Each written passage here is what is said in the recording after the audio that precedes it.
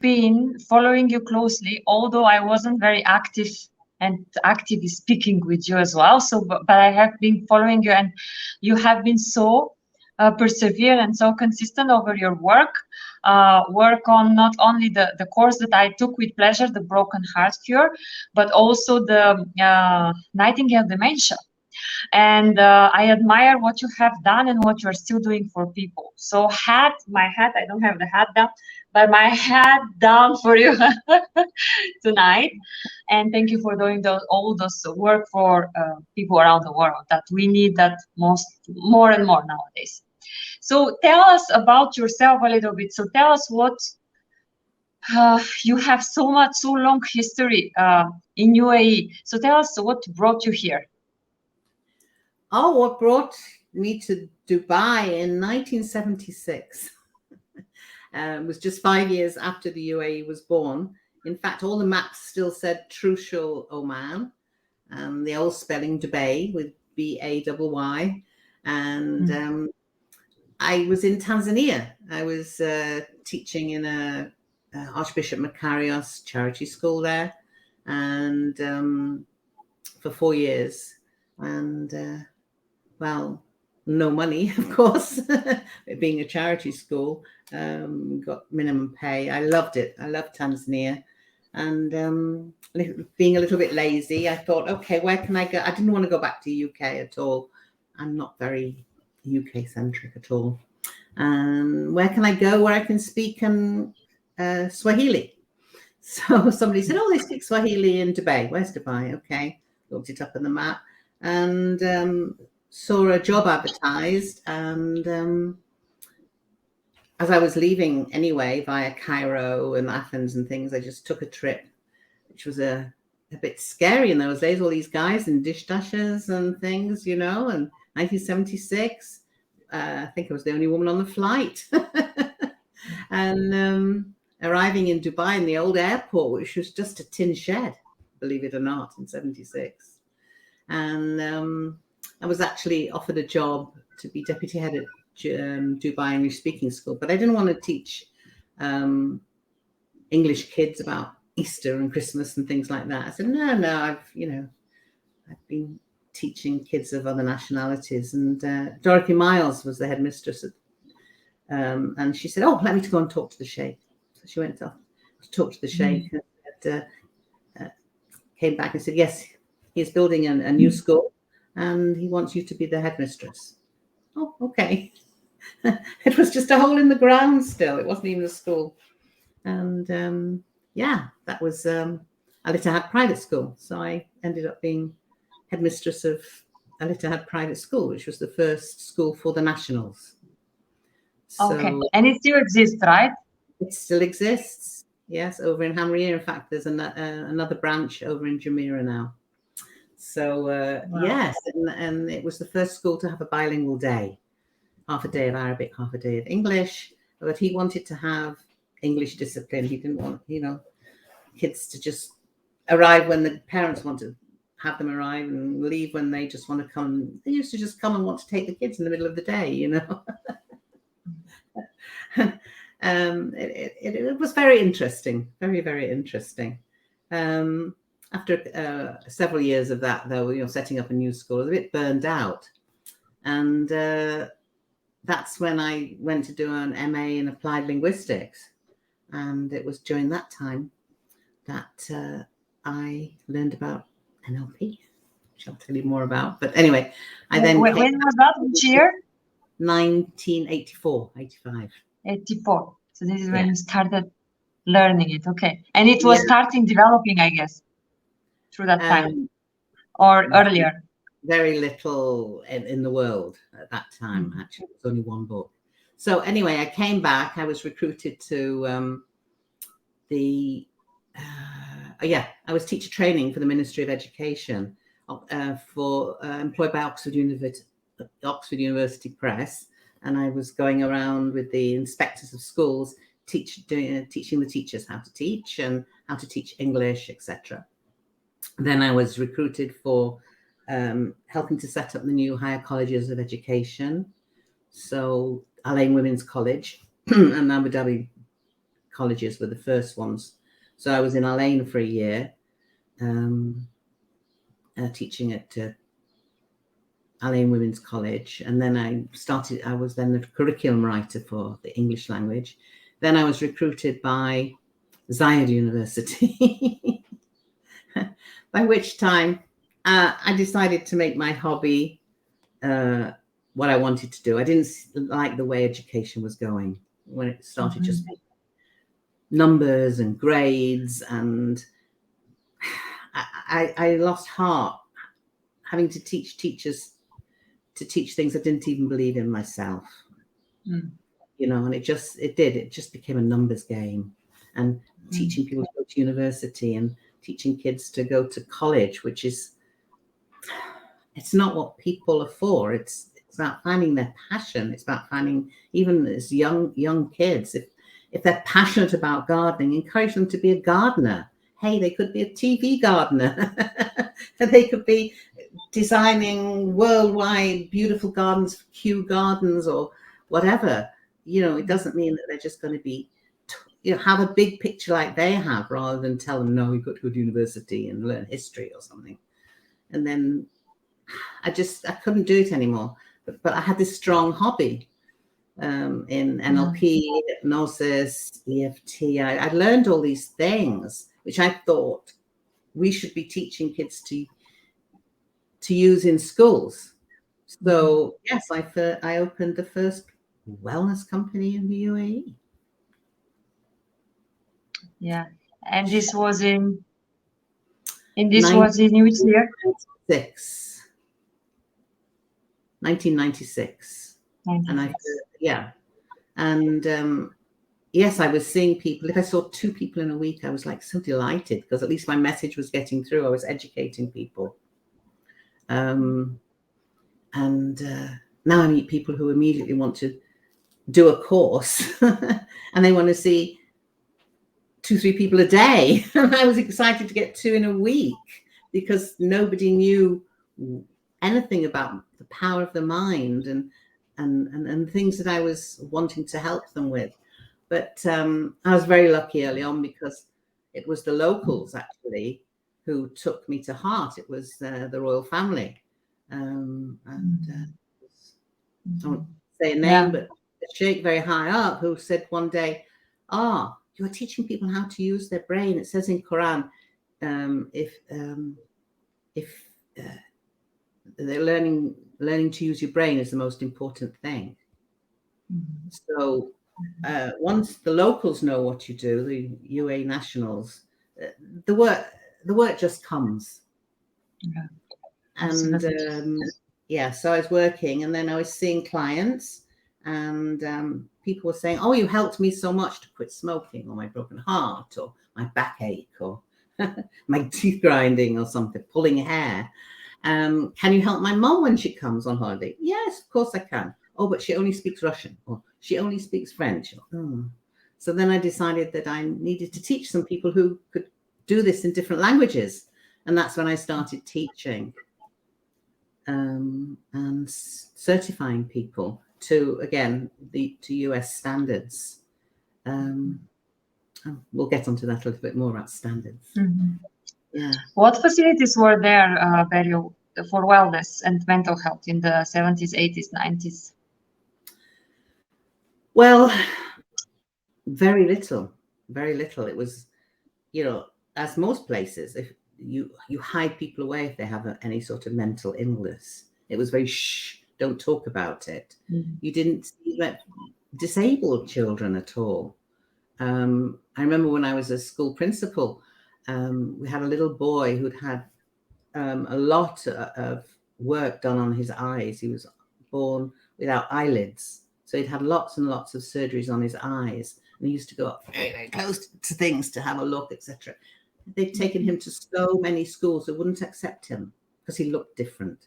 They thought he was crazy. He was extremely bright. That I just talked to the KG2 teacher, and I said, "This is the issue. Let's see how he gets along, and would you take a chance? I'll back you every way." And that boy was so happy to be able to go to school. any suggestion to a parent that their child might be even behind in the subject. Oh, no, it can't be. My child is so bright. No, it's just having some problems with science. Here are some suggestions. No, you're wrong. It was, and there was no sliding scale. You were either very sick in the head or not. And then it was, find a doctor and give you pills. So yes, there were a lot of people depressed, and there were no gyms for women and things like that. So they were covered up during the day, not doing very much and getting very depressed. And the only thing was give them a pill, give them a pill, give them a pill. The help just didn't exist. It's a totally different world now. So different. And I'm so pleased. I'm just saying hi to our listeners. So hi Samuel, how they Raj. There is a question and answer at the end. So if you have something to Beryl, please feel free to share. So Beryl, you asked me to talk with you about complementary medicine. So tell me what's the difference between alternative and complementary medicine? Yeah, this is something that really annoys me in the UAE. So many people talking about alternative medicine. Alternative, yeah, that's the word here. Alternative. And I always say, well, alternative to what?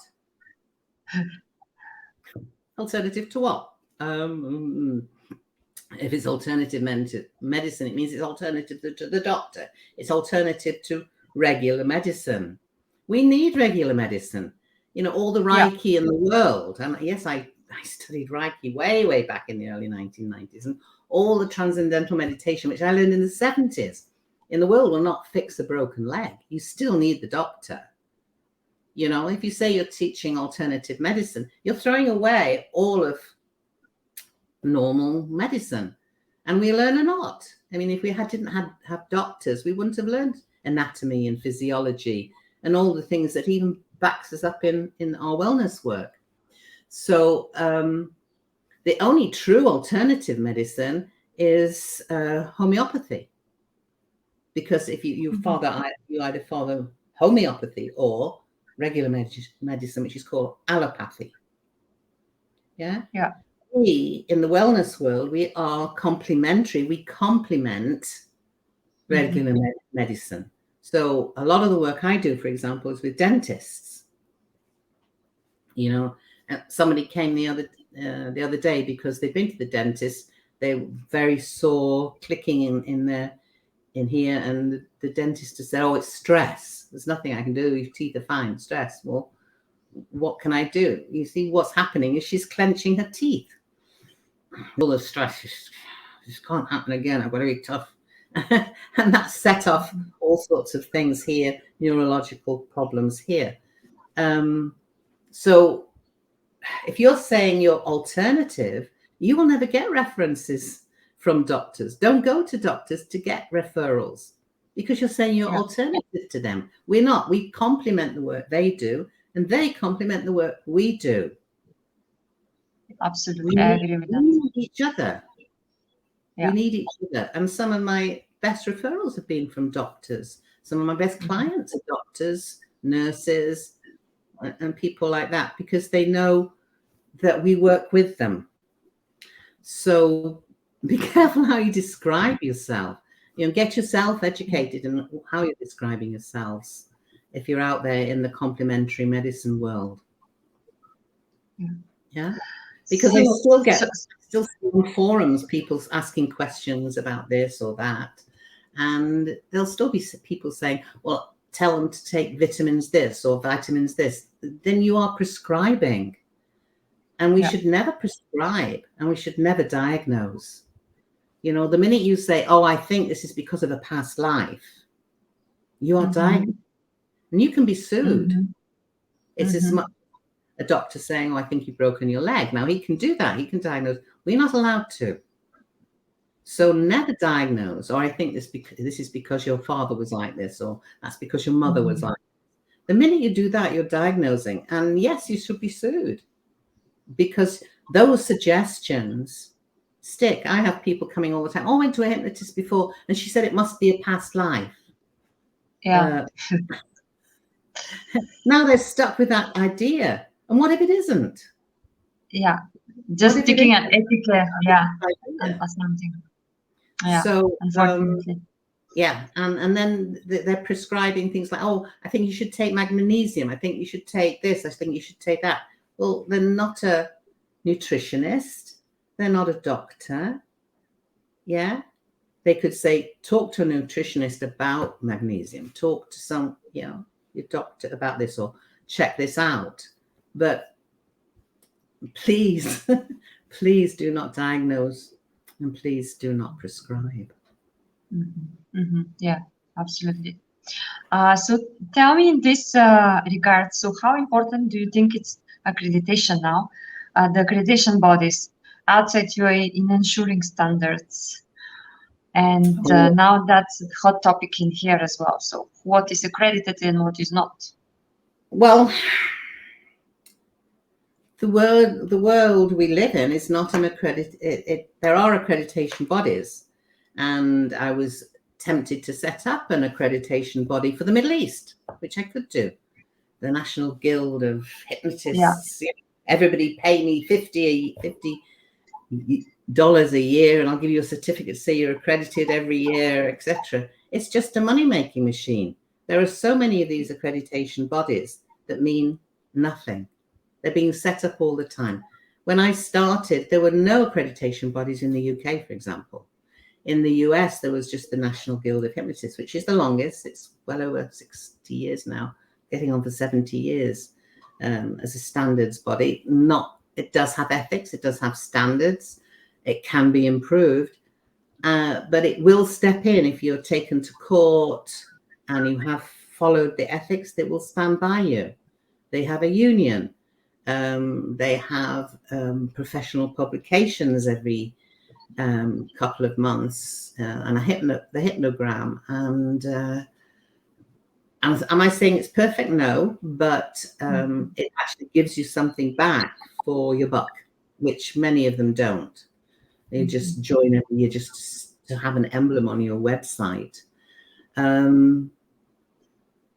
However, and it has, as I say, been going for 70 years. So, and I did hear years ago in UAE, I heard somebody talking on the radio about coming from India, how he was accredited, how he'd been, he had this qualification and that, he taught everywhere. And I thought, oh, I go to these conventions every year, I've not heard of this person.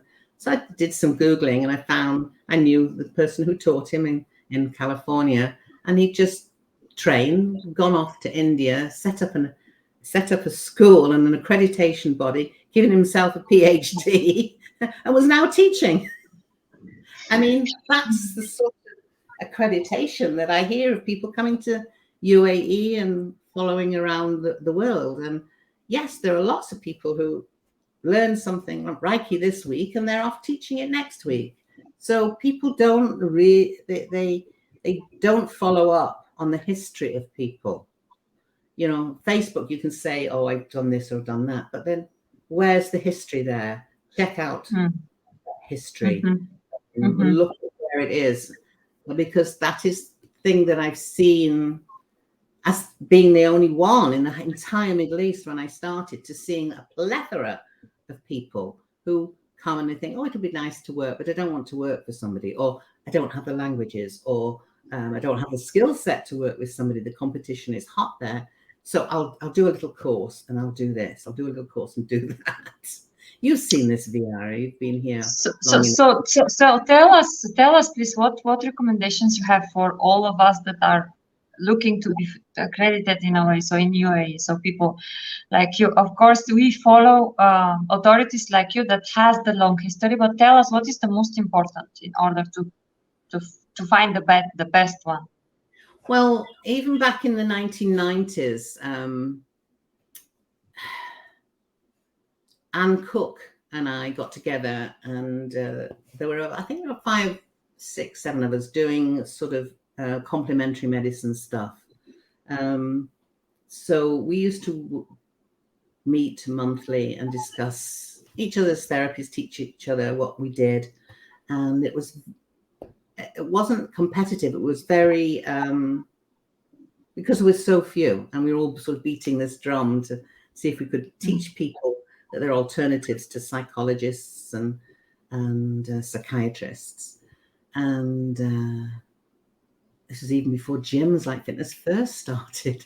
So we talked about standards then, and did go on to talk with authorities and tried very hard. But again, it had to be overseen by psychologists and psychiatrists who don't like it.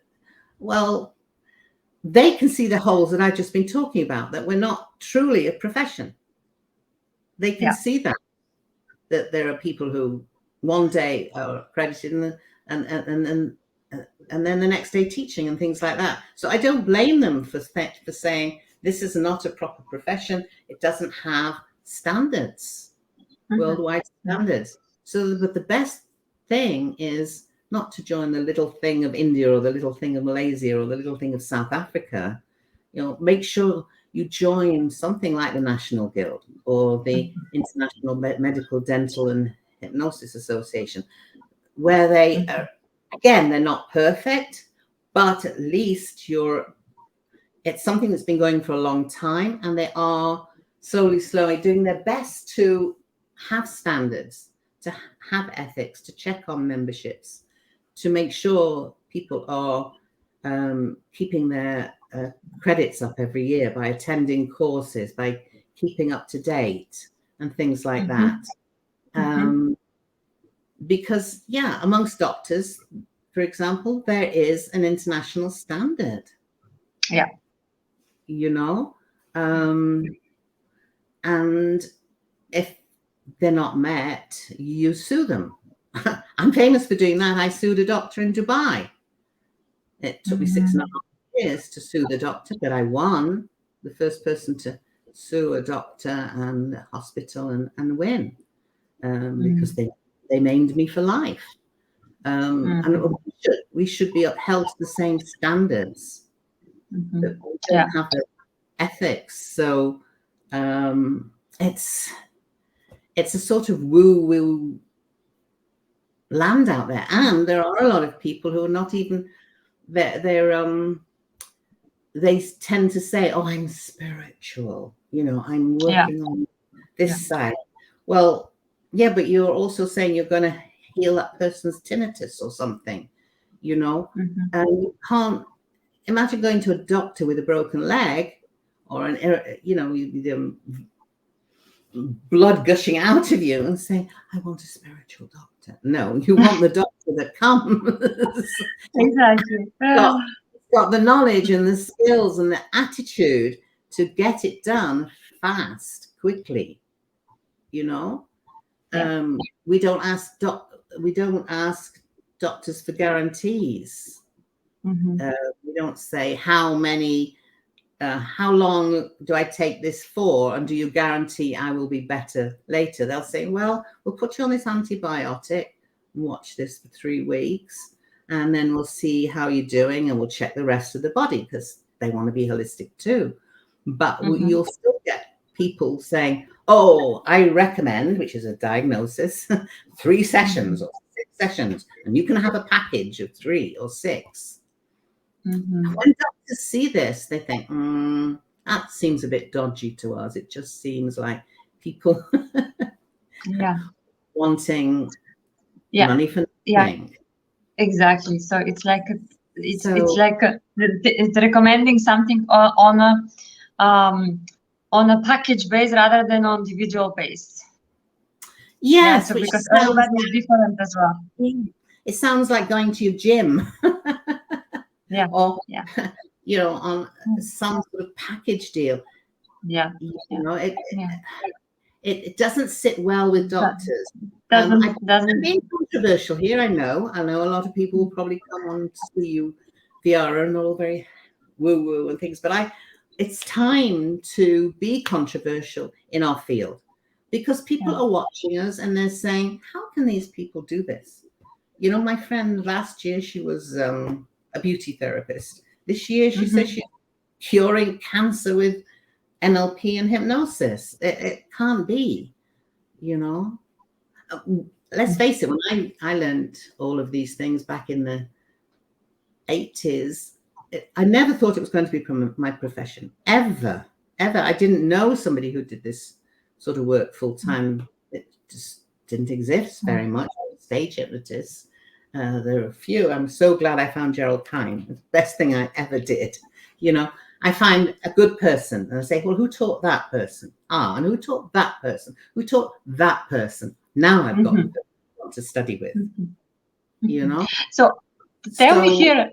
Okay, sorry. Yeah. I just had a question as well. So when you finish. That's to do with standards again and accreditation. It's controversial. It has to be met head on. It's something that, you know, as our group of hypnotherapists, our OmniGrads group, we have talked about for many years, even before I left Dubai 2 years ago. We can't, thank God I never see online my students, my graduates, ever saying, does anybody have a script for tinnitus? Does anybody have a script for cancer? Never, ever. They know to listen, to ask those meta model questions, and to then talk to the subconscious mind and ask what's going on, rather than I want to download some meditation script. And so many people are going into NLP, hypnosis, EFT, thinking it's meditation, it's mindfulness, it's so much more than that. In fact, this word mindfulness has taken over our profession. Yeah, and it's all about emotional intelligence. It's all about emotional intelligence. And do you have all these tools to help emotional intelligence? Sorry if I So I just want to pick on that because I know that this is something where you have that took you from academia into the wellness world. So tell us about this. So what exactly was the motivation behind that, to jump over that fence? Well, in NLP, as you know, we say that motivation is either away from or towards. Yeah. So I was already doing this work at weekends. It was a bit naughty of me. I was working for the government, with the teacher training, you know, in the higher colleges and the university. But people were seeking me out as I was the only one, or they heard about me, or people I'd taught and referring me. So I was seeing clients. So I was towards doing the work, but scared because nobody else was doing it full time in the UAE. It was unheard of. And yet, on the other hand, my job, which I love so much, teaching and teacher training, I was away from. So I had to change my mentality, being away from doing this and getting up for the first time in my life, I was getting up in the morning and not wanting to go to work, you know, my attitude from being away from this to towards this and believing that I could make this work. And I went to the economic department and I wanted to set up a company that would be doing this. What is this hypnosis? What is this hypnotist? What is this? So they're looking down the statutes. Thousands of statutes have allowed jobs in the UAE, even things like horseshoe cleaner and things. But no, what is hypnotist? What is this? What is this? And I explain, I help people to quit smoking, which was a big part of my job at that time. You know, the 90s, everybody was puffing away.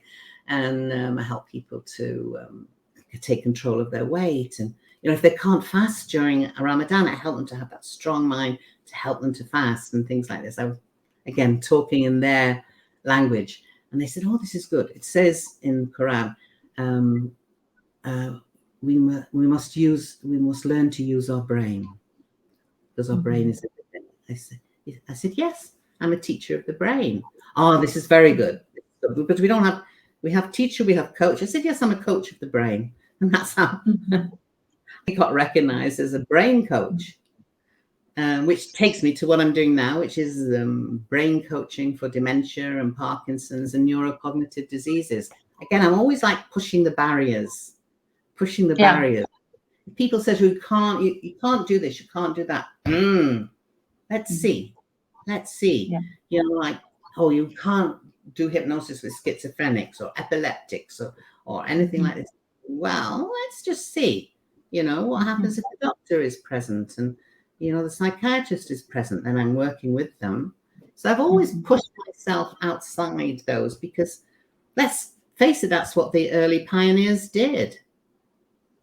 You know, Mesner was taken to court, put in prison, so was Elliotson and things like that. The first founders of our profession were ridiculed. And we wouldn't be even working where we are if it weren't for them. So let us continue their great work.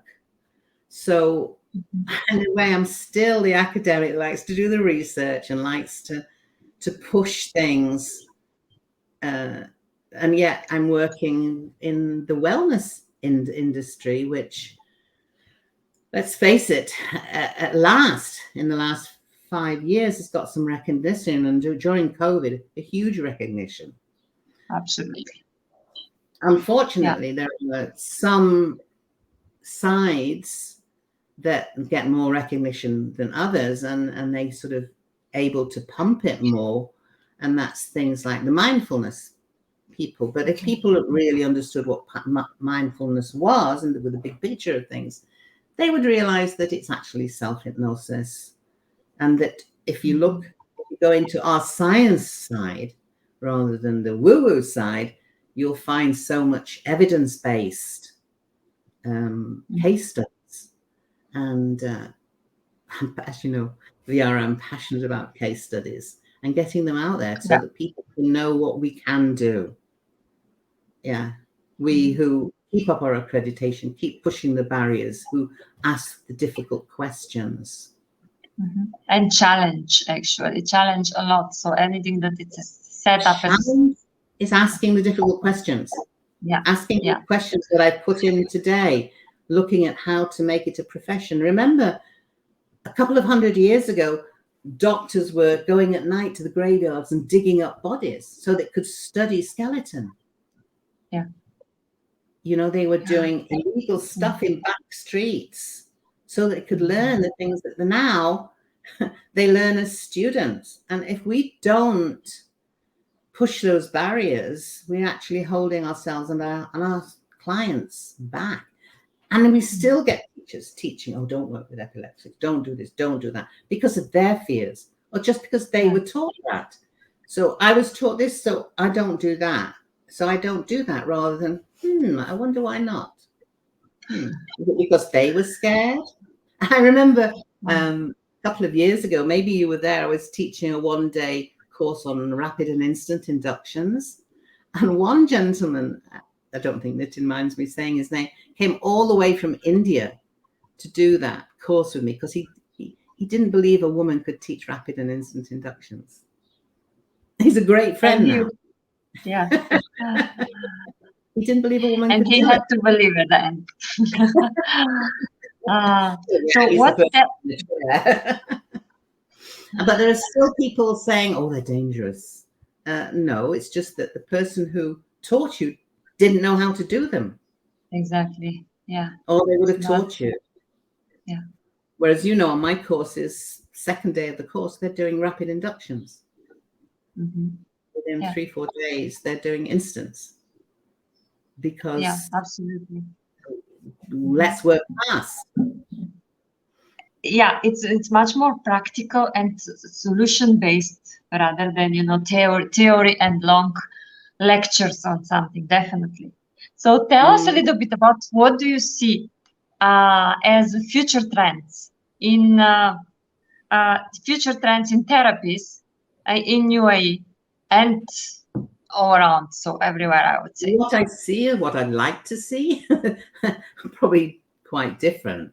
What I see, unfortunately, as people churning out another course, another basic course, another basic course, another basic course, of people who are just basic practitioners. And they think that's enough. There are a few people who take the bull by the horns and they say, right, I'm going to do this full time. And they do study and they do work hard at this. But there's a lot of people who, oh, I'll just fit it in as a weekend job, or I'll fit it in between the kids and things like this. And that weakens a profession. You know, imagine somebody studying 7 years to be a doctor to say, I'm just going to work 2 days a week. The kids, no, they have to do their night shifts and they have to do their on call and they have to do the hard work of residency in order to be a doctor. And then having done that, they have to pay off their student loans, etc. But I still get, because mostly now I teach the advanced courses. Why? Because I see so many people lacking in their basic training that they need these advanced courses because they haven't learned rapids, an instance. They haven't learned how to work with dental work. They haven't learned how to work with the thing that I'm quite famous for, my broken heart cure. And with children, they don't know, oh, well, I've completed my training, but I don't know how to work with children. Well, what kind of training is that if you haven't got the basics of that? So I'm focusing on rectifying the mistakes of initial training, if you will, or those who just want to be curious in what can I push myself forward into, and encouraging people to get CPUs, you know, accredited professional units, so that they keep up to date.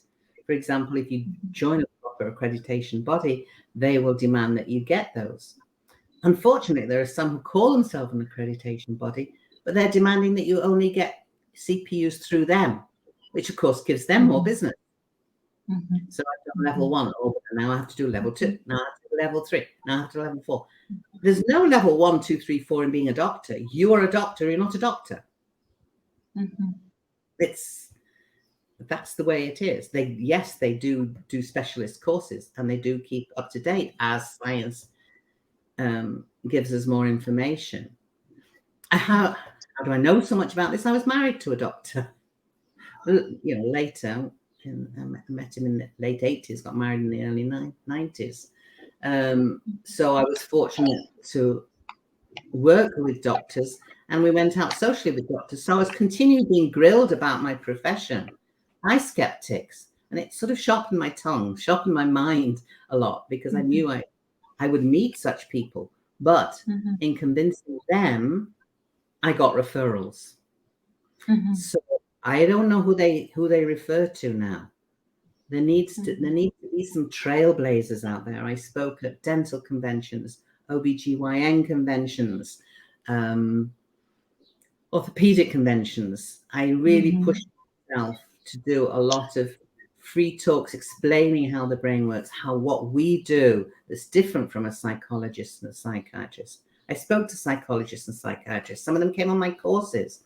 I remember I had the head of psychology at Sharjah University. So she would, and she has a PhD in psychology, lovely lady. And she came to my hypnosis course to learn. And she used to sit there going, 10 years wasted, 10 years wasted. She said, 10 years of my life studying, doing my PhD, and I just saw you get rid of a phobia in half an hour. Yeah. And I couldn't do that in 2 years. Yeah. But I have to stick to my curriculum in psychology. Yeah. So would you say that our place, or that the future trend, one of the future trends, is working along with these professionals and maybe getting more so hand on hand with them, or maybe perhaps doing some partnerships? Or what do you think should happen here? Stop being competitive is the first thing. Stop being competitive. Everybody is so competitive. I'm cheaper. I'm better. You know. Stop being competitive. Doctors are not allowed ethically to talk about each other that way. Okay. They refer to one another. They learn about each other's disciplines. They learn who is a specialist, a dermatologist. So I'm a GP. I want to refer to a dermatologist. This one is better with this, that, the other. You know, they learn about each other and their disciplines. They go to conventions. Yes, they have a lot of sponsorship from the drug companies, which we don't have, but they get together and they talk about ethics and standards, and they have their watchdogs. We need that. We need to stop being competitive. But that, as you know, Vayara, that's been the story of my life, trying to get these people together and setting up those organizations. You attended a lot of meetings, but that's what a profession does. The dentists get together. You know, dentists here in Spain, they often, they get together once a month, talk, and they'll ask speakers to come. So I go and tell them about me. Oh, will you come and tell us what you do in dentistry? I have to be pretty tough because some of them will be very, very in my face. But am I able to stand there and do a demonstration? Am I able to put somebody into analgesia faster than they can with a needle? So I'm sticking my fingers in their face, in their gums, got a clamp on their mouth, faster than an anesthetic. Oh, I'm a bit convinced now. There's something to this. I'm not quite sure. To open those minds, so at least they start talking about what we can or cannot do. But there'll be, for everyone like that who's prepared to do that, there'll be a dozen. Oh no, I can't do a demonstration like that. I'll just tell you what to do. They're frightened because sometimes it does go wrong. Absolutely. Demonstrations that have gone, but I know also how to put it right too. We need to challenge ourselves, and we should. But we're and also not be afraid of challenge ourselves, right? I'm not being afraid of being the unpopular one. I'm not being, as you know. Because they're also being so nice to one another and so but behind your back, passive aggressive, they're talking about you. At least I will say out front what we need to do as a profession. We are not a profession, unfortunately. It's people doing wellness stuff.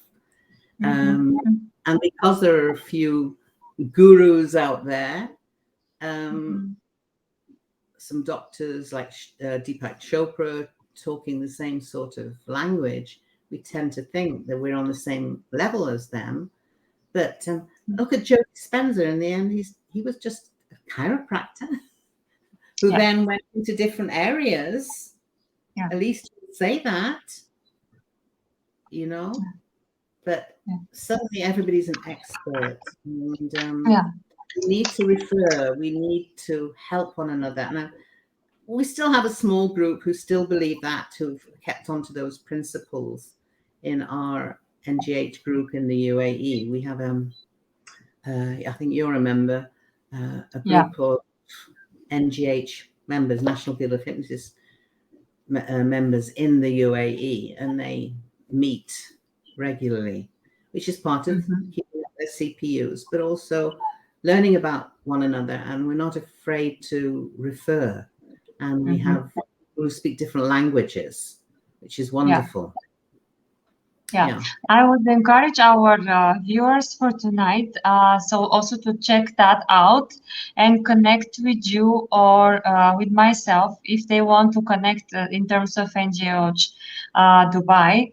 So the group of hypnotherapists, and we help each other a lot. I do agree, and we help and we refer each other. So which is exactly where we need to go together as wellness professionals. And I would like to say, because we ran out of time, I would like to say that Beryl has amazing courses on her website that I'll post underneath this live. So she's famous with her courses on hypnodontics, broken heart cure, and now she's developed also the Nightingale dementia. And she had on her website, you could see a lot more. Feel free to reach out and feel free to ask questions, because there is no wrong question. And all the questions are allowed. So we love questions, actually. So We are very open-minded people. Yeah, thank you for showing that. I'm a published author on hypnodontics, the only publication on hypnodontics for dentists and for hypnotherapists. So I still speak all around the world on Zoom nowadays at my great age. Yeah. So thank you, Beryl, for your time. Thank you for your presence tonight and energy. It's a lot appreciated. And let's send that message that you have so rightly said. Let's reach out. Let's help each other. Let's refer each other. Let's be professional and let's follow standards of industry that are already there and existing. So feel free to connect and feel free to reach out with all kinds of questions. And so be there for yourself first of all, and then for others, because when we are honest and sincere and authentic to ourselves, as much more people are reaching out to you, and you and we together help the world further. Thank you, Beryl, for all of you tonight and those that you watched the live. Beryl is extending 10% of discount on her sessions. Just quote the name of, when you check out, quote Viara as a reference check to the discount, and you will get your 10% off on all her courses. Thank you, Beryl. Any wish for everybody tonight to close that session? Stay Any well, final notes? Stay positive, and remember, as Rumi said, there's only love and fear. When there is love, there is no fear. And when you're full of fear, there's no place for love. So stay positive and you can achieve anything. Thank you. Thank you God for being bless with you. us. Thank you. Thank you You for look tonight. so well, Viara. It's so nice to see you. Thank you. Me too. Amazing. So heart opening and warming. Thank you. Be well. Be blessed. Thanks. Thank you. Good night. Good night. Bye. Sleep well.